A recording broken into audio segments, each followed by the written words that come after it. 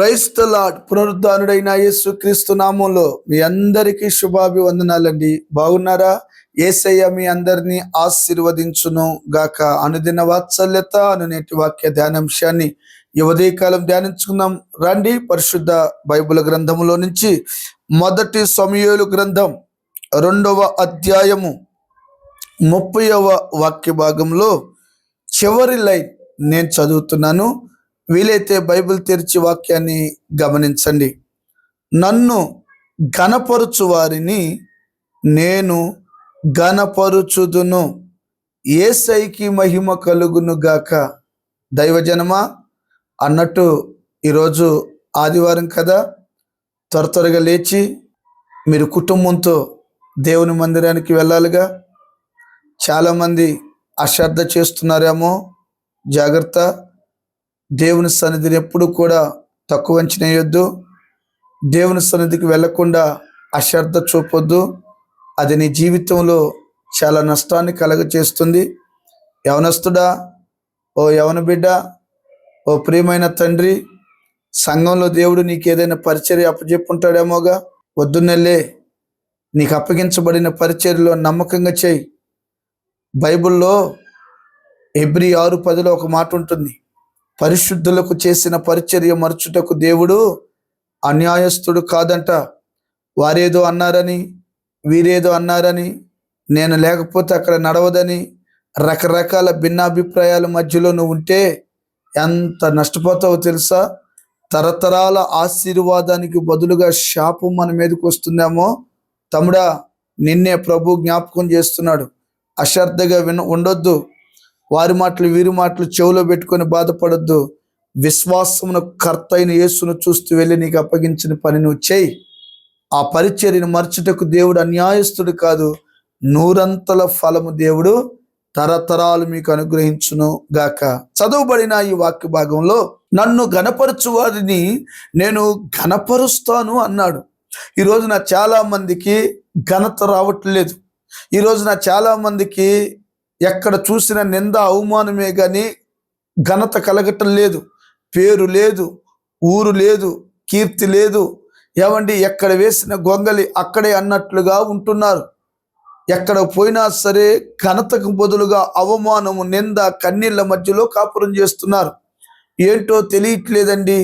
దేవుడు మమ్మల్ని ఎప్పుడు ఘనపరుస్తాడో ఏమో, దేవుడు మమ్మల్ని ఎప్పుడు ఆశీర్వదిస్తాడో ఏమో, దేవుడు మమ్మల్ని సమాజంలో ఒక మనుషులుగా ఎప్పుడు చేస్తాడో ఏమో, అసలు దేవుడు ఉన్నారంటావా అనే ప్రశ్న కూడా చాలా మందికి అదొక క్వశ్చన్ మార్క్గా ఉండిపోతూ ఉంటుంది. నేనంట ఇక్కడ రాయబడి ఉన్న మాట దేవాతి దేవుడు అంటున్నాడు, యాజకుడైన ఏలీతో అంటాడు, ఏలీ, నీవు నన్ను గణపరచాలా లేదా?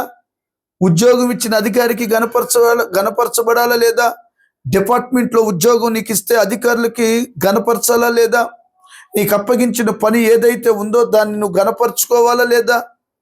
ఒక మాట అండి, మా మినిస్ట్రీలో ఒక ఆయన్ని నేను గమనించాను. అతడు మంచి బిల్డింగ్లు కడుతూ ఉంటాడు పెద్ద పెద్ద అధికారులకి. ఎవరైనా మేస్త్రి పనిచేసేటప్పుడు లైన్ కొంచెం వంకరగా కట్టినా, చిన్న పని తప్పు చేసినా అతను ఏమన్నాడంట, వెళ్ళి ఎందుకు రా ఇలా తప్పు చేసావని అంటాడట. అదేదో బై మిస్టేక్లు అయింది అయ్యగారు అంటాడంట. అన్నం పెట్టే తల్లిని, ఎవరా నిన్ను పోషించే ఈ పనిని నువ్వు అవమానపరుస్తావా? నీ తల్లినైతే నువ్వు కాలుతో తంతావా? నీ తల్లిని గుండెల మీద తంతావా? నీకు సిగ్గుందారా అంటాడంటండి. ఒక్కసారిగా వాళ్ళు తలదించేసుకుంటారు. చూడండి, ఆ పనిని ఒక బాధ్యతగా అధికారి చూసినప్పుడు మెచ్చుకునేటట్లుగా, ఘనత వచ్చేటట్లుగా పనిని చేస్తాడు. తుచ్చమైన పనికి అంత విలువిస్తే సృష్టికర్త అయిన దేవుణ్ణి నువ్వు ఘనపరచవా? కుటుంబాన్నిచ్చి, పిల్లలనిచ్చి, ఆరోగ్యాన్నిచ్చి, వ్యవస్థనిచ్చి, ఆస్తినిచ్చి, పొలాలిచ్చి, స్థలాలిచ్చి, సంఘమిచ్చి, సహవాసాన్నిచ్చి, విలువ లేని నీకు విలువనిచ్చి, ఘనతనిచ్చి, సౌఖ్యమిచ్చి, సౌభాగ్యమిచ్చి ఈ రోజున దేవుడు నిన్ను ఎంత హెచ్చించాడు. అయితే ఇక్కడ ఏమంటాడు, ఏలీతో ఏం చెప్పాడు?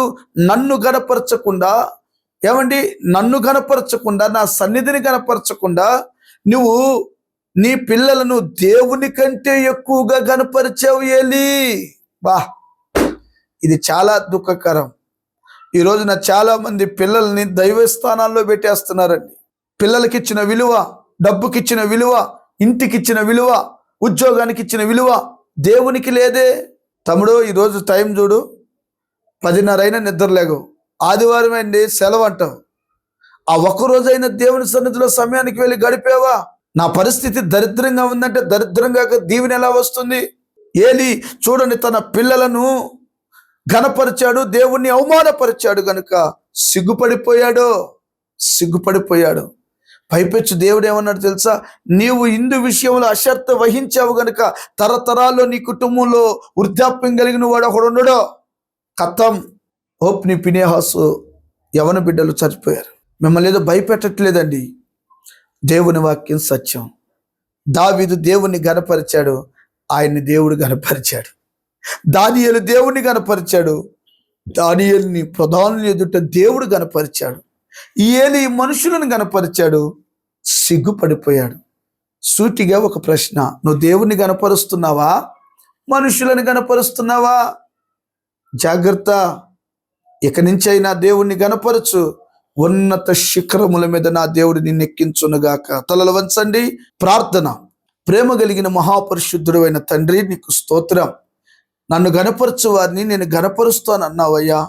ఒకవేళ మేము మనుషులను గనపరిచే స్థితిలో భక్తి చేస్తున్నామేమో క్షమించి, ఈ వాక్యం వింటున్న ప్రతి బిడ్డను మీరు ఆశీర్వదించి, మొదట నన్ను, ఈ ప్రజలను నిన్నే గనపరిచి హెచ్చించే గొప్ప భాగ్యము కలగచేసి నీ రాకడకు మమ్మల్ని సిద్ధపరిచి ఈ భూమి మీద గనులుగా చేయమని యేసు నామాన్ని అడిగి పొంది నాము తండ్రి. Amen, amen. Thank you. God bless you అండి. దేవుడు మీ అందరిని ఆశీర్వదించును గాక. అనుదిన వాత్సల్యత ఈ కార్యక్రమాన్ని వింటున్నారు కదా, అనేకులకు షేర్ చేయండి, తెలియపరచండి. ప్రభు మిమ్మల్ని బలపరచును గాక.